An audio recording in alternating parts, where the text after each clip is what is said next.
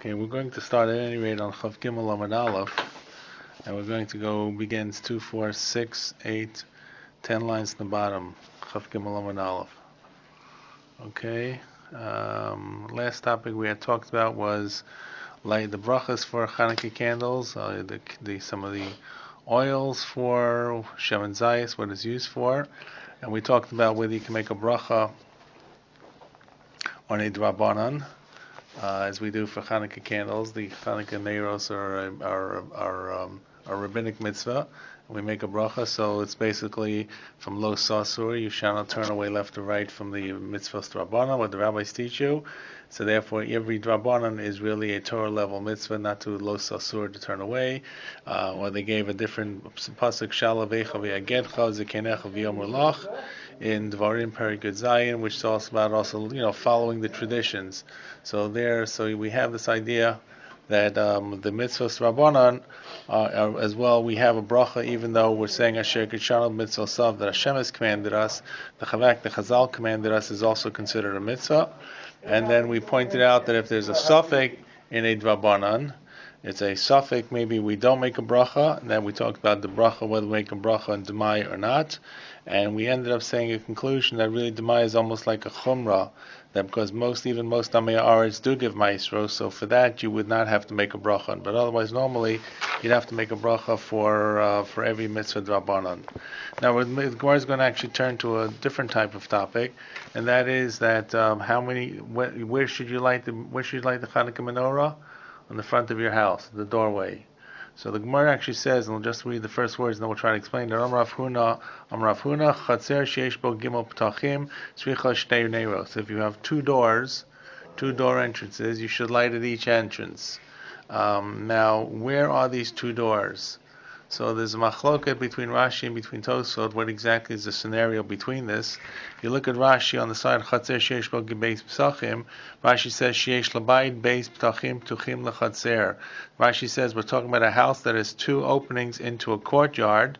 The way the houses were built in the days of the Mishnah and Gemara, the houses were not on the street like we have them today. The houses entered into a courtyard, a central courtyard, and the courtyard opened into the street. So Rashi interprets this to be that if you have a house and their house opens into the courtyard, you should light actually in the house itself. And if you have two doors on the house, you should light at each door. Tosfos has a different shot. Tosfos feels that if there's a courtyard, and it's actually Tosfos back on Chafala from a bed, Tosfos feels if there's a courtyard that your house empties into, where should you light the menorah? You should light the menorah at the courtyard itself, at the entrance to the courtyard. So what faces the street? The courtyard faces the street. You come into the courtyard, and then you've got different houses. So when it talks about two entrances in this Gemara, it's a very basic machlok between Rashi and Tosfot. Rashi says we're talking about two doors in the house, and Tosfot says we're talking about two doors into the courtyard. We're dealing with a courtyard that's like you have a front, like you maybe have a front door, a back entrance to your courtyard, to your yard, or actually we don't even have it like this. You'd have a one entrance into a courtyard of houses, then you have a back entrance into a courtyard of houses. Okay, Chav Gimel Amud Aleph, 6 lines in the bottom. So we're just saying that the Gemara we're dealing with now is a basic machlokas, fundamental machlokas between Rashi and Tosfot. Are we dealing here with two doors into a house, or we're dealing here with two doors into a courtyard into a bunch of houses? It's a fundamental machloket where one should actually light the menorah if you have a courtyard in front of your house. Practically speaking, we don't have this. I know we have large lawns, right? But that's not the same as a courtyard that opens into a multiplicity of houses. Perhaps the closest we have it sometimes is to gated communities, where you drive in, you come to the door, and then you have to be buzzed into the community, and then from there you go into different houses, like somewhere perhaps down like on Clark Street near Young. There's some of the community like this, where you have an entrance, and then you've got also back entrances as well. But normally we don't have something like this. It also says that if you have this kind of situation, you actually should light in the Chatzer, but practically speaking, we don't really have this. So what are we talking about? So once again, the word says, Am Rav Huna, Chatzer Sheish Bo Beis Psachim, a Chatzer that has two Ptachim, and once again, it's the word that's even in our Gemara is Chatzer. is a courtyard. Rashi used the term sheish labayit beis pedachim, not a courtyard but a house has two entrances, a courtyard that has a house with two entrances. So Rashi's pshat is about the house. Tosas reads it literally. Tosas Chafal from a vet that says that one should actually, if you're talking about a courtyard that has two different entrances themselves. What's the real issue here? So the Gemara says, why should you light into two entrances, the house or the courtyard? Tzricha shtei neirot needs two different candles. We're dealing here with one candle per person, the minimal mitzvah. What's the reason for this? My time up. So the Gemara is going to say it's because of chashad. The Gemara has to identify what chashad is. What's chashad? What do we say we're choshed you?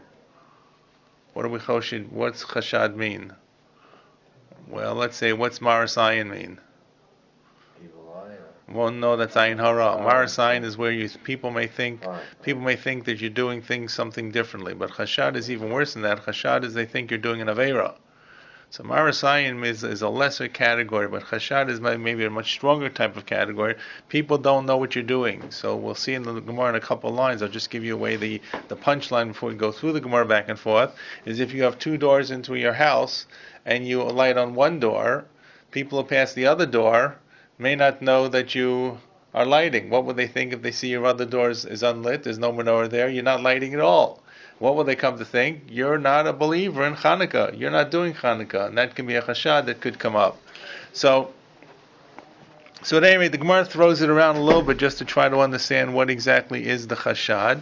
And by the way, chashad may be not just simply a bad thing. Chashad may be, according to Moshe Feinstein writes, chashad may be actually an issue min Torah. The pasuk says, "V'yitem nikiyim me'Hashem u'Yisrael." You should be clear before God, before Israel. In other words, you should keep your name clear. Any kind of misinterpretation of what your activities are may be a transgression of this pasuk from "V'yisem nikiyim me'Hashem u'Yisrael." So it may almost be like a Torah level concern that we have. So what's the concern? Once again, Murph, we're on Chaf Gimel Amud Aleph, about 6 lines. What I say, how many lines from the bottom? 2, 4, 6, 8, 10 lines from the bottom or so. 2, 4, 6, 8, 10 lines from the bottom. Amrafuna Chatzer Sheish Bo Gimel Ptachim Tzricha Shtei Neirot needs 2 candles, which means 2 menorot on the outside of the house, on each entrance, one at each entrance. And Rav Amar, let me see something. I skipped the line. Okay. Amrafuna Chatzer Sheish Bo Gimel Ptachim Tzricha Shtei Neirot, and Rava says V'Amar Rava Lo Amar El Mishtei Rucho. That only applies to 2 different sides, 2 different winds, east and west, north and south. Ava Miruach Achat Lo Tzarich. But if they're both doors on the same side, you don't have to light at both doors. It's not really so much an idea of lighting; it's an idea of Persume Nisa, and people should see it. And more importantly, they may misinterpret what you're doing. What's the reason? Says the Gemara, my time. If we're concerned because of chashad, people are going to consider you to be an over and avera, that you're not lighting Hanukkah candles. So chashad the who's going to be choshed you? Who's going to have this bad impression about who you are? Chashad the alma. We talk about people that are coming from the outside and they walk by your back door and they don't see a light and they think therefore that you who live in this house are a bad person. You're not doing Hanukkah. So afil buruachachas namili boy. So maybe you should have at every door, even on one side of the building, you should light Hanukkah candles. They don't know who's living where. They may think that the building is subdivided into different tenants. So what do you mean one side you don't have to light both doors, 2 sides you do have to light both doors? If we're talking people who don't know who you are, they're just traveling through, so to speak, they came to visit the marketplace and now they see this one door doesn't have a menorah on it, so it should be any type of door. And if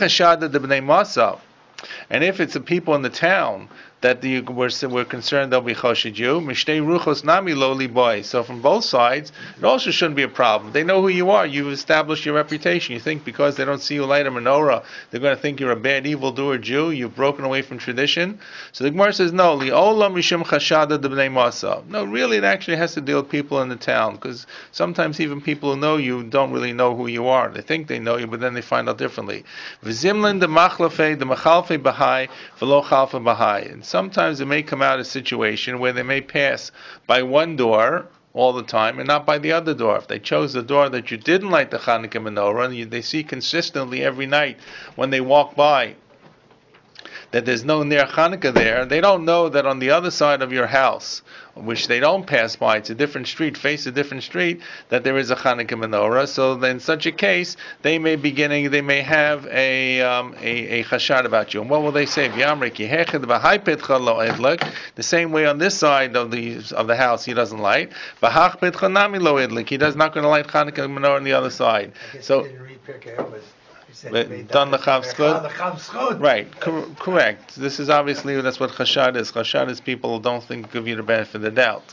So, but it's something, Tov Shem Tov Mishem and Tov. If you lose your good reputation, it's sometimes hard to return it. So this looks like it would really seems that it's going to be something on a consistent basis. I don't know how you have a house. You may be a corner house, we could say, but it's hard to imagine that you see one side of the corner and not the other side. You'd have to say this was a house that spanned two streets. Right, it was one street. It had some trees in the middle or something. Right, something. Well, no, but it had like two entrances. There were narrow alleyways. Yeah. Like if you look in the old neighborhoods, like down on the ward, there were houses that were built in the alleys. Yeah. So between the alley was the house. You had a front door, you had a back door. So both doors you ought to be lighting. So and therefore, why? Because we're chashad. Now you're going to say, how much do I really need to be concerned about chashad? So the Gemara is going to ask that question. But just practically speaking, this question does come up, I suppose. If you happen to have this, very large house or very small house, but you happen to have your main doors on both sides, and you're in a place where people light outside, right? For example, in our situation, we know that people light indoors. So it would not be unusual to walk by someone's door and not see a Chanukah menorah. You'd look for the window. You'd look probably for the dining room window or the living room window, the bay window, right? That's out there, and you would probably not look for two of them. So and it would be normally probably prominently placed. And today we're not even mechoshid because we live in the diaspora. A lot of times people light indoors. We've talked about that Psumim Isa is more internal because outside there is not just Jews but also sometimes hostile individuals or people who are not members of the Jewish faith community. At any rate, but in a place where this could come up, this could be halach l'maisa. In fact, the question was asked from Chaim Kanievsky. They wrote him a question. They said, Nistapakti, this is the person writing the question of Chaim Kanievsky. Nistapakti b'masha harbe nogim atah be'eretz Yisrael lahadlik ner Chanukah b'chutz. In Israel, many people light their Chanukah menorahs outside. Right, outside the door. And remember, we talked last week that what happens if the door is open, right? It looks like the candle could blow out, so it's not really doesn't have the potential to light. So he says it's not a problem because you just open and close it very quickly. But v'yesh gam harbei shemadlikim b'toch habayis, and some people light in the outside. Some people also light in the inside. So it's not like everybody lights outside. Hayim hanoig lahadlik b'chutz tzarich ladlik b'shnei ptochim. Does everybody whose lights outside have to light in both doors if you have the situation? Right, and yes, it's true that today we don't really have chashad. That's probably only maybe where everybody lived inside the house. Maybe our society is back to chashad, or sure, maybe we're not choshed. So what should we do that people should be aware that we're lighting in the house? And the response of Chaim Kanievsky is he was machmir b'zeh v'hidlik. He says you should light in both doors of the house. If you light outside, right. If you light outside, and you have two doors, and the two doors are on opposite sides of the house, and you have two main entranceways. This doesn't mean a door to your backyard. It means you happen to have a funny house that's situated between two streets, and you can enter in either one of two streets, or either one of two entranceways. And they're both equally significant entranceways, and they both lead into a main part of the house. Like a shul or something like that. Like a house, like one of these big houses that in our neighborhood. But those houses really are pulled back from a tract of land. Yeah, the back. Yeah, but it was like downtown, some downtown type of house. So something like that, where they had narrow streets and narrow alleyways, and people put houses they're in backyards or between alleyways. So I said, once again, it's not that applicable to us because we don't normally have this. In addition, I told you it's a whole machloket between Rashi and Tosfos. Some of you walked in late, whether this refers to a house that has two entrances or the courtyard around the whole series of houses that has two entrances. Rashi says it means two houses. Tosfos says, no, really, the houses were always internal. The way houses were built in the days of the Mishnah, they all came into a central courtyard, and then the central courtyard had two entrances.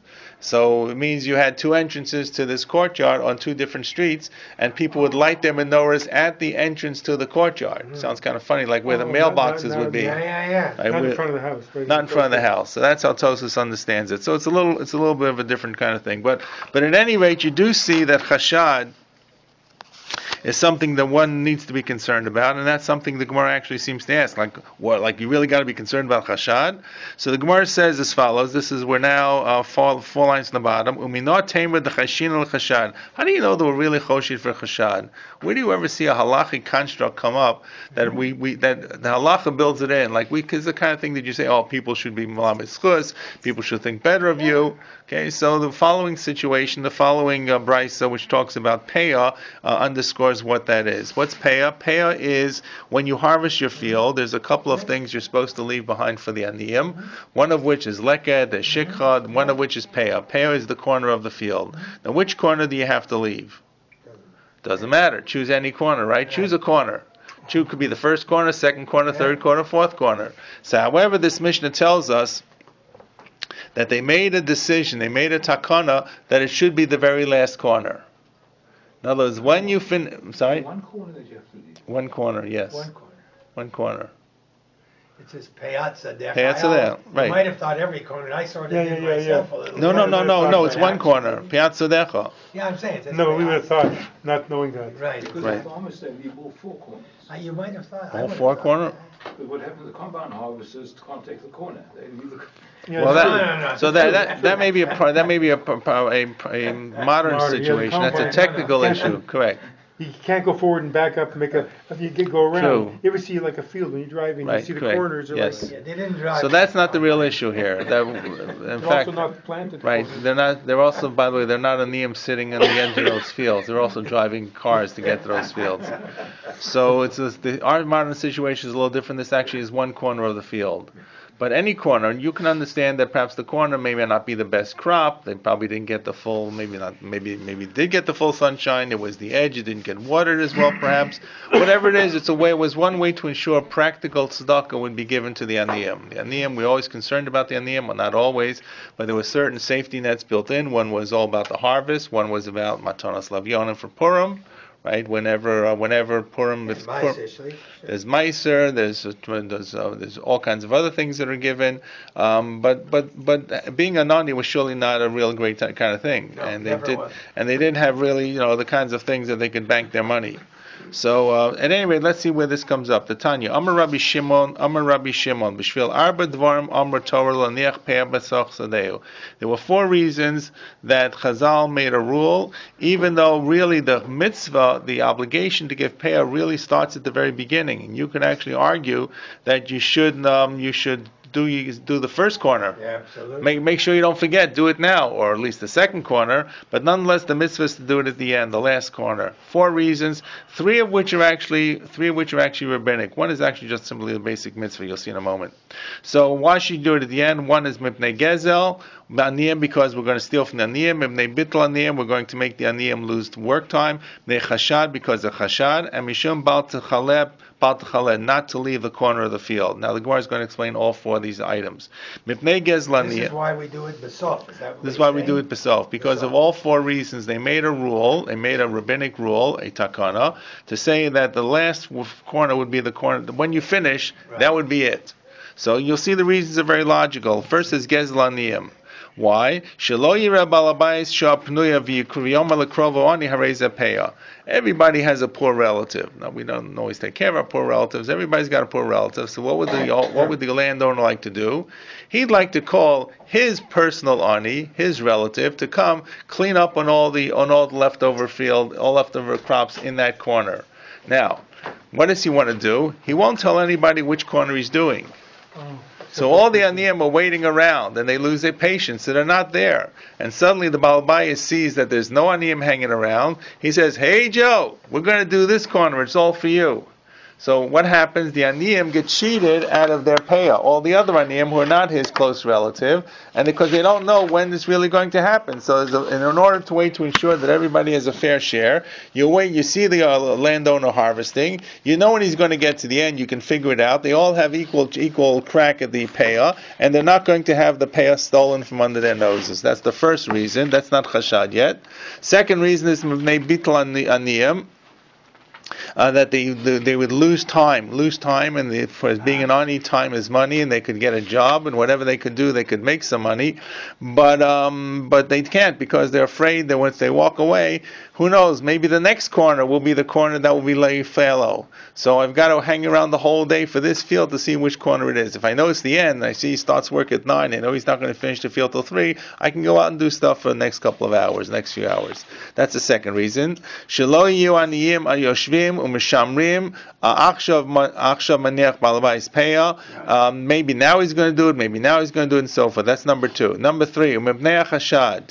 And because of chashad, here's where chashad comes up. Shloihu ovrim v'shavim omrim tavo meira ladam shloiniach peh b'sadeo. Because people pass by, and because people are cruel, and they see the fellow is harvesting, and he did not yet take off payah, they're going to say he's never going to take off payah, and they're going to curse him. Like curses this guy who such a cheapskate, such a chiseler that he's not even leaving the payah of the field for the poor people. And they don't realize that he did it. He's going to do it, or do it the second field, the second corner, the third corner. And they'll kind of make a calumny about him. This way everybody knew that you didn't leave payah until the very end. So that if you saw the guy working and the payah was not left, no one could be choshed that he hadn't done it because no one did it until the very end. That's number 3. So of the 3 so far, we have the middle one. This one is the one about chashad, this third one here. And then the Gemara just brings down what the fourth one is. Umishum bal techale, that you shouldn't forget to leave us. You shouldn't forget to. You shouldn't clean up the whole field, finish the whole field. So that's the fourth reason. So the Gemara says, "Atu kulu lav mishum bal techale." Isn't really all the reasons to make sure that you don't forget to do it. Make sure that you leave payah. Isn't that really the mitzvah in Torah? What kind of drabanan is it? So Marava mipnei haramoyim. It's really because of the ramoyim, the fakers, who would say we already set aside the end of the field. In other words, this was a way to protect the aniyim once again. If you wanted to chisel the aniyim completely, you would tell everybody that, you know what, I did the first corner. Right. The aniyim already came and cleaned it out. That's why you can't tell the first corner wasn't left. But of course, what did you do? You didn't do anything. So it's not about to remind you. You have enough reminders, but it really was, no, it's a safeguard for the aniyim, for the ramoyim, those who would say, yes, we did it, when of course they really didn't get a chance to do it at all. So this is really, so you see the chashad does play a role, and as a result, when it comes to Neiros Chanukah, you also should be sure that you should make sure that people know that you're lighting Chanukah candles. Right? Now chashad, by the way, only exists in a situation where you are concerned about chashad. Right? That's why when the question to Rav Chaim Kanievsky was about what people lit outdoors. Right. What people light today in our neighborhoods, in our communities inside, you don't have to light at every window. People understand that you light in one window and that's it. You find the big window, find the window facing the street. And if you walk from the other side, people understand that there's a one menorah lit together. Okay. By the way, one of the questions that's raised about actually, this next piece of Gemara. Let's do the next piece of Gemara. I'll show you where it comes up. Rashi Tosfos. Amar Rav Yitzchak bar Radif Amar Rav Huna. Ner sheyesh lo shnei pipios ola l'shnei bnei adam. Okay, a candle that had two mouths. Okay, in other words, if you think of the normal menorah that they had, forget Hanukkah menorahs for a moment. The basic mitzvah is how many candles? One candle for every night, each night, for the entire family. So think of this as the old Aladdin's type of lamp, right? That could be a primitive Hanukkah menorah, because all you need is one light. And don't think of candles, think of oil. So this is the old Aladdin's lamp, right? This is what we find in the archaeology. We find all the diggings. They have the clay lamps. So instead of having, usually you had like a handle, right? And then you had the spout, right? I forgot, what did they rub on the Aladdin story? The handle, the spout, the base, whatever it was, okay? And the genie came out. Okay, but don't think of such a fancy one. Think of just a very simple nair. Okay, in fact, there's a whole machlokas whether it was set up that the oil was in the menorah. If you look at some of the explanations, whether the oil was actually in the menorah itself, or they had a situation where they had like a cup into into this Aladdin's lamp on top, and it began to drip oil, so that therefore you didn't the oil would be consumed as it was dripping in from this repository. Just may have made it easier to clean out. But the bottom line is you have one light coming out. All these Aladdin lamps had the commonality. They don't have to have the spout, but they had to have really two holes. One hole for the wick. Then they also had to have an air hole that would refill it as the oil became used up. Not just to fill the oil, but also to kind of make sure the pressure stayed the same. It didn't have a vacuum, and it wasn't the wick was not starving to pull the oil up because no air could get in. What happens instead of having two holes, one for the wick and one for the air, you have three holes. They have those in archaeology with a couple of holes for different wicks to get more light. Correct. So that's what's common to do, right? So let's say you had multiple wicks on this. So we're giving an example of two just to make it for simplicity's sake. So once again, we're talking about everybody wants to light their own menorah. So we have one menorah. So one menorah that has two wicks. There's two wicks. Shtei PPOs, two mouths literally. So ola l'shnei b'nei adam. This is going to be able to be used for two people. Two individual people can light the menorah. Rashi, I think, Rashi say? Shtei PPO she'ner shalem shel cheres heinu mechusim v'yosim nekev b'tzidei ksuyav lachnis b'psila. That's the make a hole to put the wick inside. V'hi hapeh, and that is the mouth. U'l'mala mekisuyav yesh nekev katan v'gam chalal yesh l'mala mekisuy u'malo shemen v'unachnas derech nekev. Rashi talks about what I tried to explain before. There's another hole for the oil to actually drip in miat to continually refill this wick. Im yubo shnei nekavim mishnei tzdadim. If there are two holes for two wicks, so Rashi tries to give an explanation of what are we talking about with two holes and two wicks. Two people in the family, in this house, are going to be doing the mitzvah of Hanukkah candles. You see what Rashi says? He calls it the level of Mahadran. Remember, there are three levels for Hanukkah. There's a regular mitzvah. How many lights? How many candles for the regular mitzvah? One candle, one for every night. Each night, one candle. First night, second night, third night, fourth night, and for the entire household. The Mahadran level is one candle for each person. So if there are two people, you'd have two candles the first night, two candles the second night, two candles the third night, right? Mahadran, minimum Mahadran is you either have 1 to 8, or which is Sfaradim for one menorah, or the Ashkenazim have 1 to 8 for each individual person. So rather than two candles for two people, the first night be two candles, the second night first night be two candles, second night have 4 candles, and so forth and so on. But the Mahadran level that Rashi is talking about is the second level, 1 candle for each person. And by the way, it looks like one person is lighting both of them. The reason that Rashi actually seems... Yes? No, I thought each one would light their own. So the Rambam actually seems to say that one person lit the amount of candles for the entire number of people in the family, which is something very strange for us. Let's say you have a family of 5, right? You would light 5 candles the first night. The second night you'd light 10 candles. You'd make the bracha also. That's right, you'd make the bracha. Our way is everybody would make the bracha, correct. The bracha is the least of the problems. Everybody will answer. The more difficult issue is really the difficult issue really is if you're going to light one candle for all the people and you line them up. Can you tell when you walk by it's 5 people on the first night or one person on the 5th night? Be a little complicated. If you're only doing the Mahadran level, that's one of the issues with the way the Rambam says it. But of course today we do Mahadran, minimum Mahadran. But Rashi goes out of the way to explain that this is the Mahadran level of people who are living in the same household, also ner l'chol echad v'echad in the family. The reason Rashi does that, when Rashi could have simply said these are two people, right? You want to put it outside the door of the house, and two people live. Yeah, but it's called the Mahadran level, which means the Mahadran level, as Rashi is stressing, is 2 people in the same household. Right? The reason is because if people are going to be, if they're different families lighting, they should be each be lighting by their door. Right? And if you didn't light by the door, you're not lighting the right place. We assume that every dwelling had their own entrance. Okay, so that's why Rashi goes out of his way to say the only way he can think of a dual wick candle that's meant to really help two people, because it's talking about two people, is two people from the same family.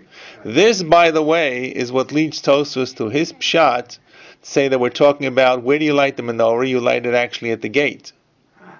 Okay, so at the gate apparently you could have a whole bunch of it, like having all these mailboxes, right? All these, sometimes they used to have newspaper boxes. You see like 10 places where they throw the Globe and Mail and the Star and everything all lined up in some of these entranceways. Or the old, when they used to have mailboxes, they had mailboxes.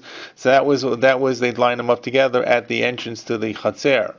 That's why Tosfos says it, which means that you can have one menorah with two different wicks that's going to apply to two different people from two different households within the complex of the houses entering into the courtyard.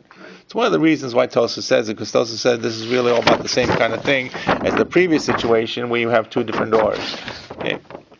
So at any rate, so this kind of menorah can work for two different people and can actually work. It looks like it could even work in our level. It could theoretically work for one person to make a menorah. Let's say you made a menorah with like this Aladdin's lamp, but it had 8 different candles, 8 different wicks coming out. Theoretically, you could use a menorah. Right? No one has invented this yet. I've never seen this where you have one repository of oil and you have 8 different wicks coming out of it. This is a genius for someone who wants to do something new. The new shtick for making Chanukiot. Yeah, okay, it's too complicated. It's very complicated. That's why it hasn't been done. Archie, that's why we're leaving. No, it's not that complicated, but it's just... You need a mechanical engineer. No, you have a trough and you have 8 wicks. What's the big deal? Right. So it's not that complicated. You do need to make sure that you have enough oil and the oil's not far away. It's close enough to each of the wicks. It's Okay. like a trough. Yeah. You have the wicks. There you go. Actually, we're looking Okay. forward. Good. We'll have a demonstration, a factory demo model here. Wait. Okay. Now, wait. This gets a little. Just a couple more pieces, Mr. Mechanical Engineer. We got a couple more pieces here. It is actually easy. No, it's a trough. Right. I'm just saying, every year, new designers come out with these new fangled menorahs in different shapes and everything else, and designs and pictures and paintings. And I don't know what's going on, but this is something that you could actually come up with one of in your neighborhood. But you want it to be like the menorah in the base of Mikdash, so you have different ones. That's your.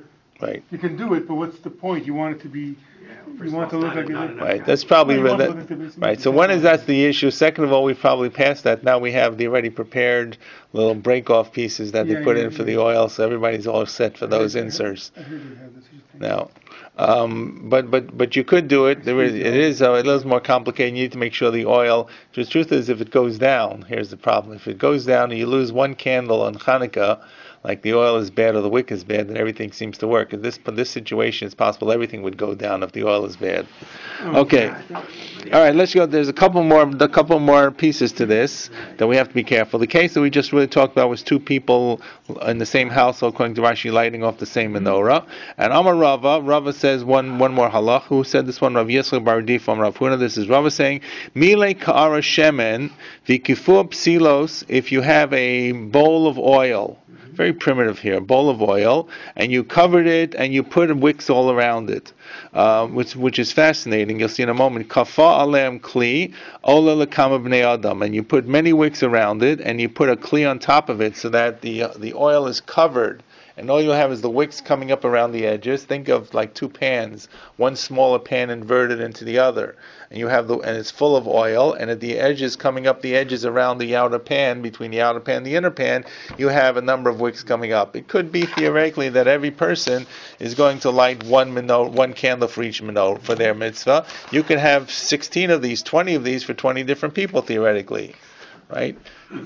Makes sense to you? Mm-hmm. So it sounds unusual because it's a very ad hoc menorah, but it is an ad hoc menorah. Okay. However, that's provided kafala kli. That's provided you cover the oil and you have separate wicks coming up. So that makes it the separation makes it separate candles or separate menorahs for each individual. By the way, how far do they need to be apart from each other? Doesn't say, does it? No. So what would you say? Doesn't say just far enough so they don't catch. Yeah. Right. So the Rishonim say it should be like an etzbah. Basically, it's got to be far enough that they're not going to mix one to the other. Not quite sure. It doesn't really say which etzbah. Okay. Choose a good finger. Okay. Right, so if you don't put the cover, this is what we're coming to now. Lo kafalakli, if you didn't put a cover on it, you simply have an open bowl of oil, an open pan of oil, and you stuck in all these wicks. Asa kamin medura, it's really what is called a torch, because they're all joined together. It's not even considered, one person will not even be yotze the mitzvah, because you cannot use a torch to use for mitzvah of Ner Chanukah. It has to be a single flame. Would a single oil thing be considered a torch? What's a single oil We flame? discussed a minute ago. A single oil with remember we said just one No, of oil? a torch means a multi-wicked flame. Not as opposed to when today we use torch, it can refer to a flashlight. No. I meant we discussed a minute ago. You said someone should design with one thing of oil with multi-wicks. Yes. That's not a torch. That's not a torch. Okay, because you have each you have different wicks coming out of different places. I said you need to be a mechanical engineer to do this. You need to have some kind of bolt, not a torch. You need to have a repository that's going to hold the oil, and then you need to have 8 different points separate where wicks. Wicks are coming out.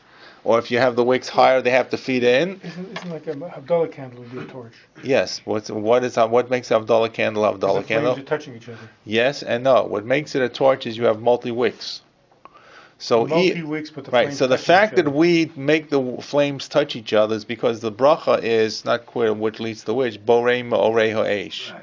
So ma'orei is flames, lights in plural, not borei ma'orei ha'esh. Right. So what we do is we make the flames come together. That's where our minhag is to have the Yeah, but if you have like a... But I'm saying from a halacha of what is considered a torch, if you have any flame that has multiple wicks that are not covered, that are all coming out of the same base, that's considered a torch. So if I had, for example, I had one candle, and out of the candle was coming different lights, different wicks. Even if they didn't touch, that may not be what you'd like to use for a Havdalah candle, but you can't use it either for a Chanukah candle. So what I'm saying is that even there's space because they're coming out of one open flame. Yeah, so that case with the lantern with multi wicks, yes, that would be a torch. That could be a torch because it's one. But it's covered. But it's covered except for where the wicks are coming out. Oh, okay. Okay. So you can't see the source of the oil. So the source of the oil. So the source of the oil, in other words, what makes a menorah? So in the base of the Mikdash, they had 7 different branches with 7 different bowls. That's true. What makes a menorah is that you have different wicks who are identified clearly as separate candles. They are allowed, and that's the chiddush of this Gemara here, that they're allowed to have a shared origin of energy, of oil, provided they look separate. What makes them look separate? What makes them look separate is the oil is covered. Okay, that's the issue, and that's why the difference between the first one and the second one. The first case we had was about the Aladdin's lamp. That's a real lamp, except you drilled another hole into it. Right. This case that we're talking about now is a very ad hoc kind of situation where you have a bowl and you put wicks in. Right, wicks all around, and then you cover it with an inverted bowl so that covers all the oil. All you see coming up is the wicks. That can work to be considered different menorot. Right, it looks kind of funny. It looks like a circle. Yeah. Take the top off, and you have an exposed amount of oil. That becomes, even though the wicks are separated, but they're all coming from a shared repository that is open, that becomes one torch. I was just going to say that it seems to me when we were young, we called the campfire a Madura. Yes. Okay, because it was exactly, it's a whole bunch of flame all together in a way, right? Correct. Also, Right. Picture of campfire, that's like a Madura. Right. Well, not so much only a torch, it's like together a single source, even though there are many separate flames, the whole thing is like one thing. Which is it's multi flames, as opposed to having one candle powered candle. Right, okay? Let's not forget that there was much lower levels of illumination that existed. Right, and the problem, in fact, you may remember when we did one of the Gemaras about Hanukkah candles. We talked about the fact you need the shamash. Yeah. Right, and the shamash was in order to not just to light, but besides lighting, it also gives light. So you're not using the light of the menorah. Right. So the Gemara said that if there's a medura nearby, I think it used medura, there's a torch, you don't need to have a shamas to give light. However, if you're an Adam Chashav, you're a significant person, a person of renown, who wants to read, because you can't read from a torch that's flickering back and forth, so you probably would want to use the light of the menorah. You do need a shamash, which is a single flame that you could use for illumination, because the torches they had were not unstable, but flickered incessantly because of the multiplicity of wicks and flames that were coming off of them. Am I making sense, or am I rambling too much? We got it together? Okay, good. Okay, so this is really, this is the mitzvah of this is unusual kinds of situations that don't really come up. Who knows, you may be one day in a situation where you need to make an ad hoc kind of menorah. I remember back in the days in university, all the chemistry majors would swipe all the test tube cases, and they'd line up 8 test tubes in a row and filled it with oil, and they all thought they were big deals. Okay, there you go. All right, let's go to the next Gemara. The next Gemara is actually very important. Talks about Shalom Bayis. I think I once told you a story about the Chavetz Chaim, when the Chavetz Chaim was visiting his Rebbe. I mentioned that, and he was waiting, and I didn't give you the guy's name. So the name of the Chavetz Chaim and his Rebbe was Rav Nachum of Grodno. And the Chavetz Chaim went to visit him, and he was waiting, and the time came and went. It got very late, and he said to his Rebbe, "What are we waiting for?" So I'm waiting for my wife to come home, because the importance of Shalom Bayis is important for her. So Shalom Bayis is a very important value, and we're going to see this. So we're going to have comparisons between different mitzvot. And like in the tournaments, we're going to have like Team A against Team B, Team B against Team C, and then we're going to have the consolation prize. The 2 losers are going to be compared one against the other. Okay, so Amar Rava, Pshitali, Ner Beitov and Ner Chanukah. If I have a choice between buying a light for the house, for lighting up the house, is Ner Beiso or Ner Chanukah, which one do I choose? And Rashi says it's not just any old light for the house. Rashi says it's Ner Beiso b'Shabbat. And the case is, he's such a poor ani, he only has money to buy 1 candle. Okay, so the choice is going to be, is he going to buy the candle to use it to light up the house for Shabbos, or is he going to buy it to use it for the Chanukah candle? Which one trumps the other? So the Gemara says, believe it or not, Ner Beiso Adif. So the house candle for Shabbos, the Shabbos candle wins, because you need to have Mishum Shalom Bayis, Shalom Beiso. Don't we have a general rule that the one that is more common takes precedence over the one that is less common? There is a rule of week to week, and Chanukah is once a year. So that's about the ordering of things. Which one comes first? Toder v'sheno toder, toder kodem. It may not be which one is going to replace the other. Importance. Right? It's not necessarily importance, but you're right. Tosfos will talk about something similar, but that's actually a good point. But usually toder is about more frequent, and which one comes in priority to the other. But by the way, this is actually a very important halacha, that for Shabbos you need to have light. Okay, people don't realize that. If you don't have light on Shabbos, you really can't have a Suda. In other words, you can't do Suda Shabbos. You're going to say, well, I'll tough it out, and maybe I have illumination from the outdoors. Well, then you do have illumination. Because you got to remember, we're talking here the choice between 1 candle power for Shabbos or 1 candle power for Hanukkah. We're not dealing with a whole lot of light either way. Yeah, but the implication, though, you're saying is, if it wasn't Shabbos, then people sat in the dark. They went to sleep. Your wife sit in the dark. You would sit in the dark too. I know you would, but not about your wife. Not because you. Basically, in the society of the ancient world, it got dark. They went to bed. Yeah, that's true. Okay, on Shabbos it got dark. They sat down to a Suda. That's the difference. All I'm pointing out is that in a situation where you have absolutely no light, for example, a blackout, right? All the lights go out and the street lights are out, and it's a cloudy night, there's no light from anywhere, and the emergency lights go out as well. You can't do a Suda for Shabbos. In other words, hopefully you still have Shabbos candles burning. Right, but if whatever else fails, then you can't really make kiddush, you can't make a motzi, you can't really celebrate. You can eat, you have to eat to survive, but you're really not doing the mitzvah of Suda Shabbos, because Suda Shabbos and the Simcha really goes together with the Shalom Bayis. That is it, that comes with some light. It's hard to eat in the dark. It's very hard to eat and appreciate your food when it's dark. You don't even know what you're eating. Correct, exactly. Dead bugs. Okay. Right. Once again, like I said, if you had street lights, that's not darkness. Right, sometimes there are emergency lights that go on, or little LEDs that could be lighting on, or still some. Where the Hanukkah lights would be lit outside, right? Right, so you might not even get to use them inside. That's actually a very good point. Rob says, just pointing out, they lit outside. So the choice is between, but you couldn't even use the light from the Hanukkah candle. Right. So not even Shabbos. No, the It Shabbos, happened to if be there was there. one. Oh, but it's only you only got one light. It's one candle. This is one candle. This is really hard scrabble. Okay. Yeah. So at any rate, near Beso for Shabbos or near Hanukkah, near Beso wins. Okay, that's the first choice. Near Beso Hanukkah, near Beso Adav Mishum Shalom Bayis. Near Beso v'Kiddush Hayom. Your choice is between buying a candle or between buying Kiddush wine for Kiddush for Shabbos. What do? Near Beso Adav Mishum Shalom Beso. So once again, Shalom Bayis wins again. The near is important. Oh, you can't make Kiddush. And by the way, this looks like this person is so poor they don't even have a challah to make Kiddush on the challah. This is really dire straits. So what is the choice? A cup of wine or a candle for Shabbos? And the answer is, you Minatorah, you actually can. It's less of an issue because Minatorah you actually make Kiddush on just tefillah. Right? We add the Kiddush on the wine to an additional rabbinic mitzvah. But and I guess that's compared to the Ner Bayis, which is also a rabbinic mitzvah. So at any rate, the two winners once again here is going to be who wins? Ner Bayis wins against Hanukkah candles. Ner Bayis wins against Kiddush. Shabbos candles wins against Kiddush. Boy Rava. Okay, this is the losers alternate trophy.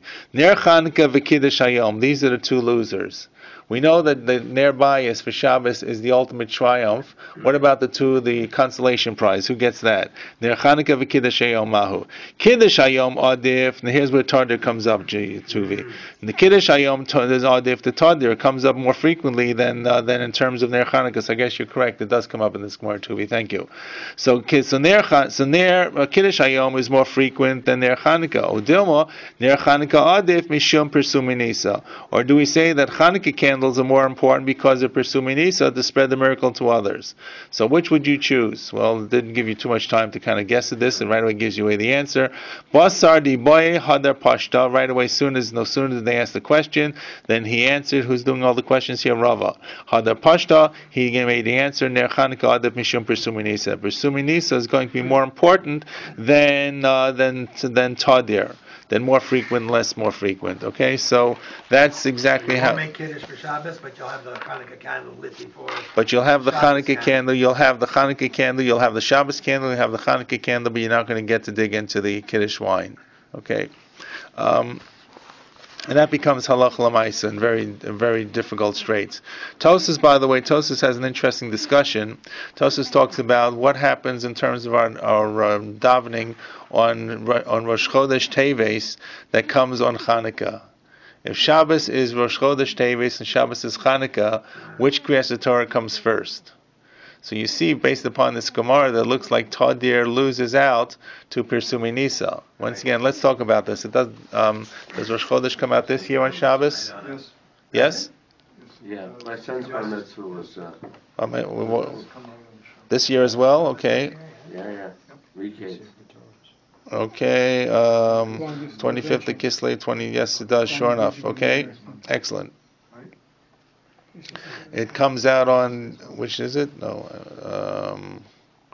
which The second the first day of Hanukkah is, I'm in the wrong month. Me bad, okay. Yes, okay, good. Correct. So the 30th of Kislev is December 8th, and it's going to be, of course, that will be Rosh Chodesh. Okay, good. Looks like it should be Rosh Chodesh. I imagine so, yes. So therefore, yeah, you're sure. So it will be Rosh Chodesh. So which comes first? You have the laning, you have 3 Sifrei Torah. You have the laning for the regular Parsha, which is going to be Parshas probably like Miketz. Then what do you lane first? Do you do Hanukkah or do you do Hanukkah, do you do Rosh Chodesh? And then which Haftorah do you do? You're not going to do the regular Haftorah, but you're going to do the Haftorah for Shabbos Hanukkah. Right, so you're going to do the Haftorah for Hanukkah, you don't do the Haftorah for Rosh Chodesh.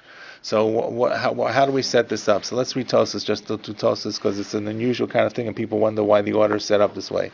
It goes back to this Tosas. Near the Rashba, Kishachol Rosh Chodesh Kislev, the top Tosas on the page, Lios b'Shabbos, when Rosh Chodesh Teves comes on Shabbos, Sheish Lahaftir b'Neiros de Zechariah. It's Neiros de Zechariah is actually the Haftorah for Hanukkah. Why Mishum Persume Nisa? Velo b'Shamayim Kisi Haftorah Rosh Chodesh. We do the Haftorah for Hanukkah, not the Haftorah for Rosh Chodesh. Okay, now is that good or bad? So which is important? Persumi Nisa, or I thought Tadir V'Sheino Tadir, which is more frequent, Chanukah or Rosh Chodesh. Rosh Chodesh comes out more. We have 12 Rosh Chodeshes, we have 18 Rosh Chodeshes a year, and we have only 8 Chanukah days a year. So that's one we said about pursuing Nisa here is going to triumph because pursuing Nisa is more important. We've seen that. The Kevan Shamafter Kor B'Shel Chanukah Yesh Lo Lahafter Mi'inyan Shakara. The fact that the Maftir, the third Aliyah, is going to be the Aliyah for Chanukah, so we're going to do the Maftir from what the actual third Aliyah is. So if that's the case, what are we really saying? The first Torah reading is going to be the Torah for Mekates. The second Torah reading is going to be Rosh Chodesh. The third Torah reading is going to be Chanukah, and as a rule, whatever the third Torah is will be connected to what the Haftorah is, or vice versa. Haftorah is connected to what the last reading is. Do we all get that straight? So the first reading is Mikesh, the second reading is going to be Rosh Chodesh, the third reading is going to be Chanukah. So first Tosfos said that the reason we do the Haftorah for Chanukah is because of Pirsumi Nisa. But now he's going to flip it around. So if Pirsumi Nisa is really such a wonderful idea and such an important idea, then how come when it comes to laning Rosh Chodesh, come to the order of the laning, why is it that we do after Miketz, the second Torah is going to be Rosh Chodesh, and the third Torah is going to be the laning for Chanukah, which is actually about Parshas Nasa? Why not put the Chanukah laning second and Rosh Chodesh third? Why do we do Rosh Chodesh second before Chanukah? For Suminisa Shitram, Mishum the B'kriyas Torah, Kevin the Masi Lemevet Tarvayo, Tadir Uper Suminisa Avdina Tarvayo. Because when you look at Tadir and the Gemara is talking about an argument which trumps which. Tadir versus Pirsumi Nisa, then you make a decision Pirsumi Nisa. But here you can do both. So you can do both the Tadir and you can do the Pirsumi Nisa. So then we set it up in a way to do we do Avdin and Travaihu. We don't have to choose one over the other. If you can only choose, you have to choose one, such as you only had enough for Ner Chanukah or for the, what was the other one? Kiddush. Right. So you choose the Pirsumi Nisa. But here we don't have to choose Pirsumi Nisa because we can do them both. And V'tadir kodem, and we can do both, and we do the tadir before Pirsumi Nisa. So we don't have to choose, we don't have to deprive one. In other words, you're not saying we're going to lose out on Pirsumi Nisa. We can do tadir first, which is Rosh Chodesh, and then you do the Pirsumi Nisa. You can do them both. If you did it the other way around, you can only do Pirsumi Nisa and you wouldn't do tadir, because you'd be depriving Rosh Chodesh of its being tadir. Okay, avol hechad lo efshar lemevet tavayu Pirsumi Nisa, but where you can only do one and not both, then Pirsumi Nisa trumps, and that's the case of our Gemara. But if you can do both, then what would you do first? The tadir comes before Pirsumi Nisa because you can get them both in that way, right? Because no one says Pirsumi Nisa has to be at the beginning. The idea of tadir is at the beginning. So, and then Tosfos says something else. The B'kriyas Torah. The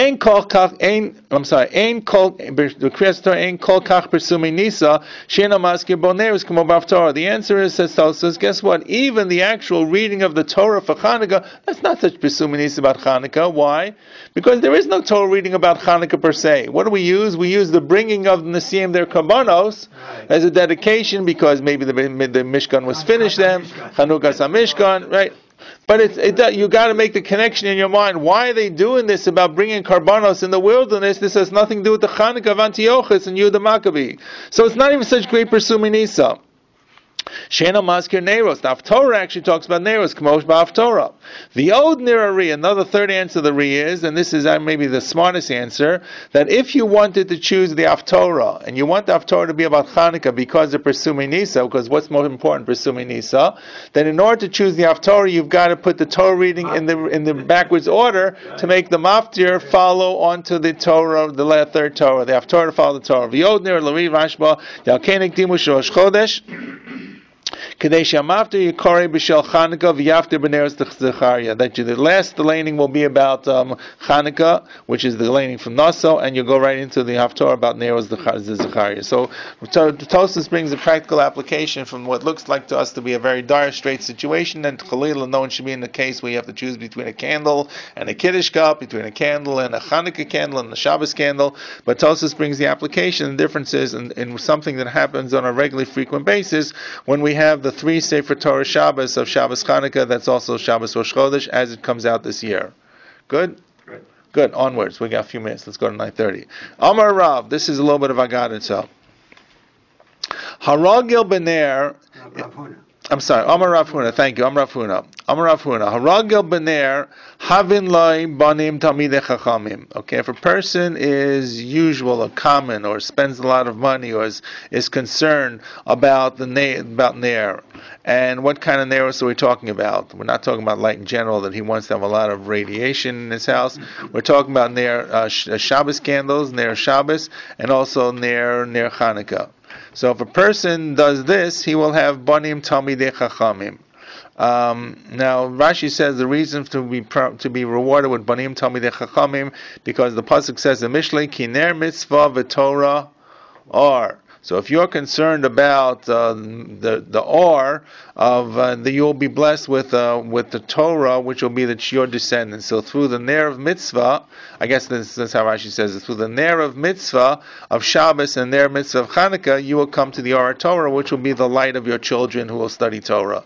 So if you are careful and you spend a lot of money, or you're frequent about the mitzvahs of ner Chanukah and ner Shabbos, you don't just do the minimum, you will be blessed with banim talmidei chachamim.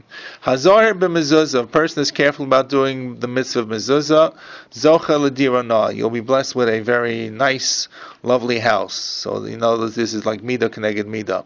Hazor b'tzitzis, if you are careful about the mitzvah of tzitzis, make sure your tzitzis are not puzzle, make sure the tzitzis are kosher. Right? Sometimes tzitzis break, the knots rip, the knots break, they get untied, they get tangled, etc. Zocha l'talis, no, you'll have a good talis. Talis here does not mean a ritual talis, means you'll be zocha to have good clothing. You'll be able to buy the expensive custom fit suits that you can spend a lot of money for. Is that a question? How do you know talis means clothes? I was curious. That's the standard. Well, if you look at it, first of all, you look at all the parallel things here. If you do all these things, we're talking about natural events that will be naturally done. So if you put up a mezuzah, you'll have a nice house. That's how you can. How do you know talis doesn't mean talis? Because talis means a talis. Talis means clothing. Talis means the clothing. Okay, what's the beginning of Bava Metzia? You guys should all answer this. Shnayim ochzim betalis zeomer kula shali v'zeomer kula shali. Two people are holding on to a talis. Now the talis is not that went to the shul and each one grabbed the talis because they went to the psicha. The talis is chosen because it's a square-cornered garment. It happens to be the garment that people most likely wore, but also makes it easier in terms of dividing it, in terms of the people, the way they're holding on to it. The Gemara has a whole discussion, actually, how are they holding on to the talis, as opposed to think if they were holding on to, I don't know, what kind of wouldn't be hard to get hold on to pair of trousers. Pair of trousers. So if they're holding on to trousers, one person's holding on to the waist, one person's holding on to the cuff, right? Who you get the cuff and you get the waist. This is the talis. You can say each one gets half the talis. Via chloka they divide it, so it's very convenient. But the reality is that's what they wore. Togas were talesim. But not tzitzis on it. If it was a square talis, they did put tzitzis on it.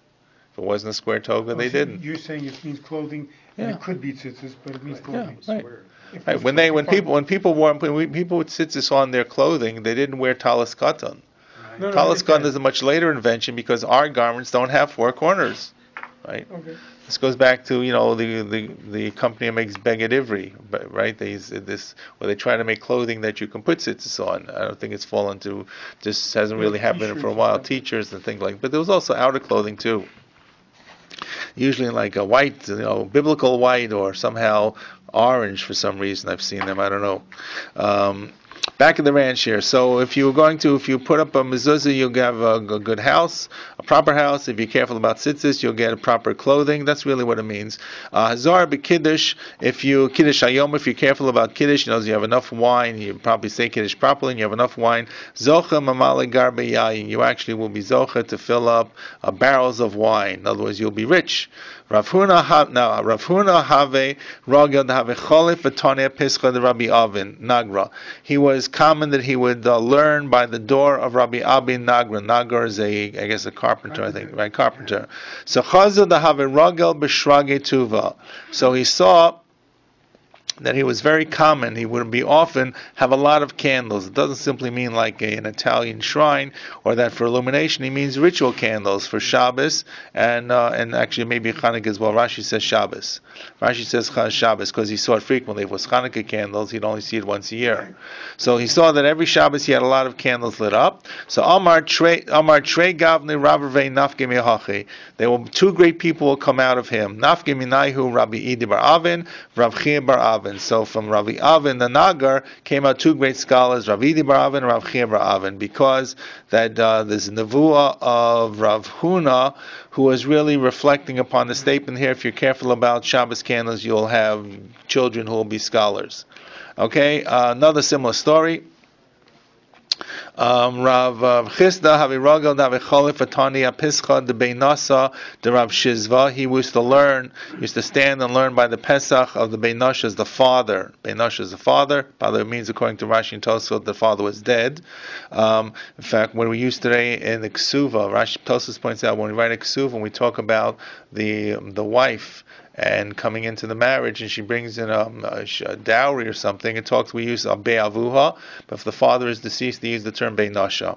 Okay, so he was learning by the house of the father of Shizvi. Chazid Aviragel b'shragi tov. He saw that he was very common in candles. Once again, the candles are probably Shabbos candles. So Amar Gav Rabba Nafik Mihachi. He saw that he said you'll have a great scholar will come out of this person. Nafik Minayu Rav Shizvi the Bisud Rav Shizvi.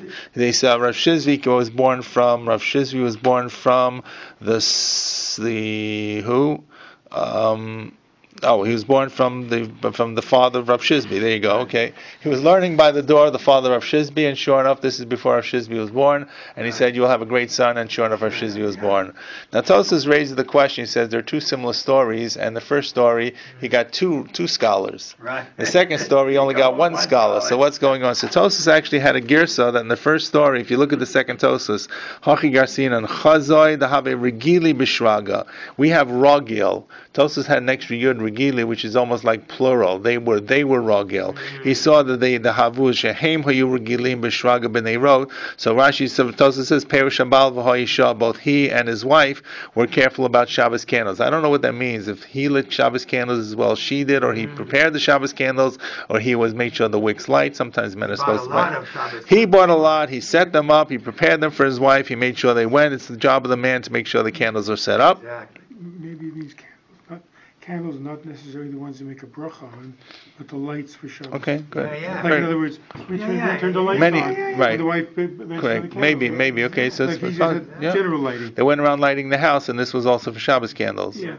Okay, I'll talk about that in a moment. We'll just end up with that. But just was Tosfos says so. Therefore, because they were doing it together, so they got Trei Rav Gav. They got two great people coming, and later in the next story, which is the father of Shizbi, it says the Havi Regila. So he had the nusach. We have ragil once again, the same word. So Tosfos had regila, which meant that the wife of the father of Shizbi was careful about it, and therefore they only got one good kid came out of this. So that's how Tosfos makes it work. By the way, there is if you light Shabbos candles, when you light Shabbos candles, there's no reason that you cannot also be including other candles, right? Yeah. So or other lights. I heard a thing in there, Rav Shechta, who talked about the fact that before you light the lights in the living room, let's say women lights in the living room or the dining room, so he would tell them to turn the electric lights off, okay, and then light the electric lights, and then light the Shabbos candles, and then they make the bracha. You can also include those. It's not really the Ikar light, but it is adding light. I'm not sure what happens today that we've now changed over really from incandescents to fluorescents and LEDs, which are even less, but I'm not sure if that really would apply because it's not really a light, but I think it would be because it's not so much Shabbos lights is really, you can use different types of wicks as long as the wicks are clear and the oil is, the fuel is coming. It's not like Hanukkah. So it may be possible that this could also be included as well, but that's where we talk about lighting the Shabbos candles. The Shabbos candles don't give most of our illumination. right? Not in today's world, right? They do give illumination. They actually do give illumination. They also give off heat, as you probably know if you eat around the table. It will set off, the air conditioner or whatever it is, or decrease the heating in the house because of the heat of the Shabbos candles. But it's also, there's other light as well that could be included in this situation. Okay, I think we'll stop here and we'll pick up again next week in this story. There's a little more Agadata, and then we go back to a little bit more about Hanukkah. Okay.